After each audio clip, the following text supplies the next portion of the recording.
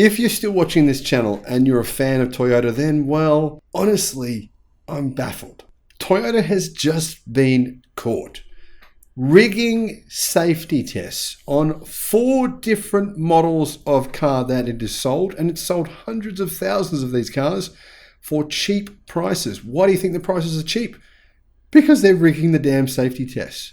This is insane. You know what's even more insane about all this?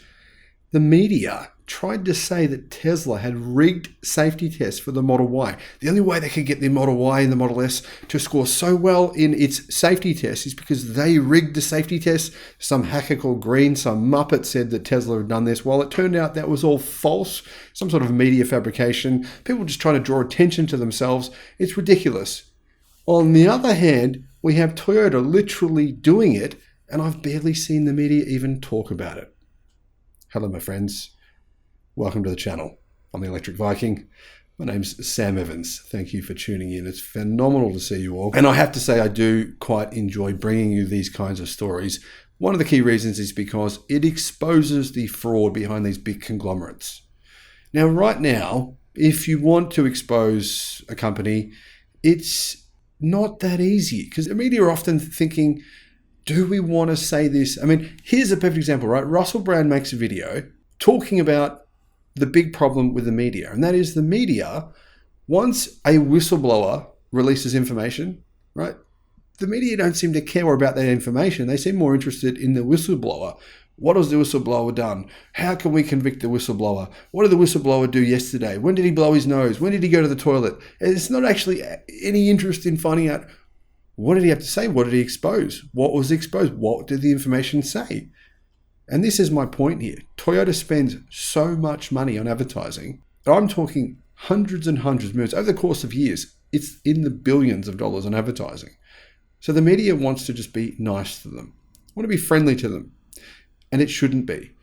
How much did the media say about the recent Toyota scandal, about its Dieselgate emissions cheating scandal? It's been proven that Toyota, they've been convicted for scamming us into believing their cars were actually good for the environment, right? It says that they're good for the environment.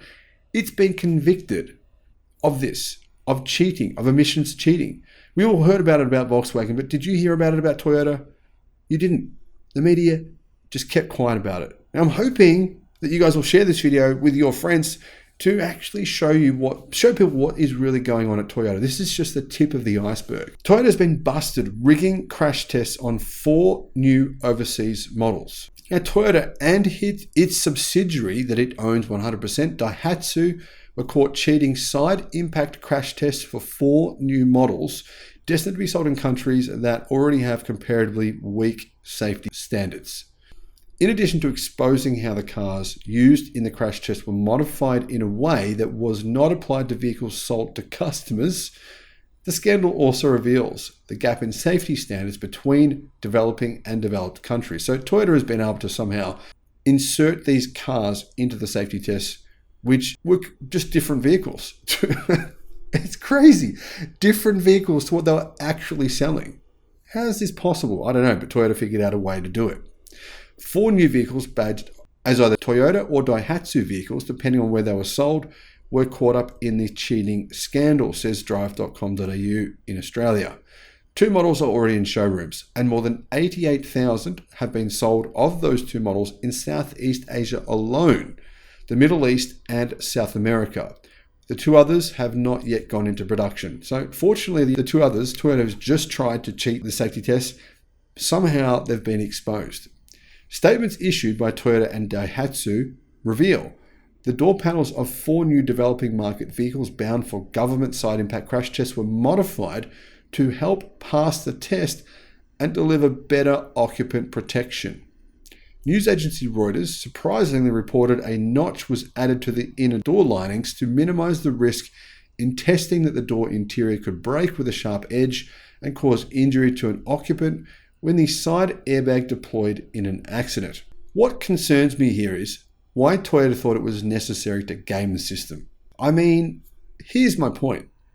There's Chinese cars getting really good 5-star safety ratings on this safety test in Europe. It can't be that difficult for so-called big daddy boss of the manufacturing world, the inventors of production quality. I mean, Toyota vehicles, right? Perfect, amazing quality. They'll last forever. I mean, if the Chinese are making vehicles getting 5-star safety ratings without modifying their cars, why can't Toyota do it? It doesn't add up. The change was not included on the production versions of 4 vehicles: the Toyota Yaris Ativ, sold in Asia, Mexico, and the Middle East; the Toyota Agya in Ecuador; the Axia in Malaysia; and an unspecified model that has just been released. After the rigged crash tests were exposed, Toyota said it plans to introduce the crash test modification on models yet to go into production. Approximately 88,000 vehicles sold to customers were affected across 77,000 vehicles of the Toyota Yaris Ativ and 12,000 of the Malaysian badged Perodua. Apparently, Toyota has actually accepted responsibility, admitted that it did the wrong thing, and admitted that the rigging of the vehicles and the tests themselves were reportedly conducted in its small car division Daihatsu. So Toyota is basically saying, oh, no, it wasn't us. It's those guys over at Daihatsu. Yeah, we own them, but they're the ones that did it. We didn't do it. Trust us. We're all about quality here.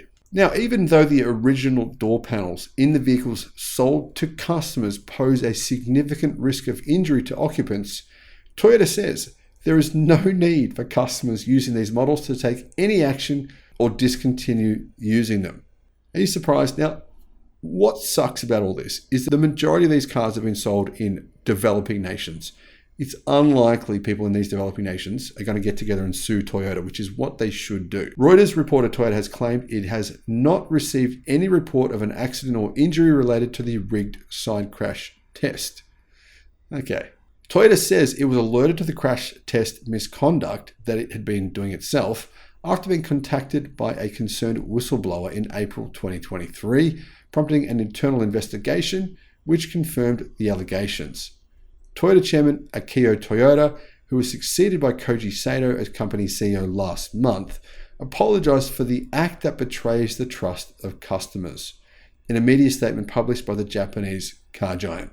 He said, "We believe that this is an act that betrays the trust of customers and should never be tolerated." Shouldn't be tolerated. Maybe don't do it to begin with. We sincerely apologize to our customers around the world and all related parties for the inconvenience and concern we have caused. I'm very sorry.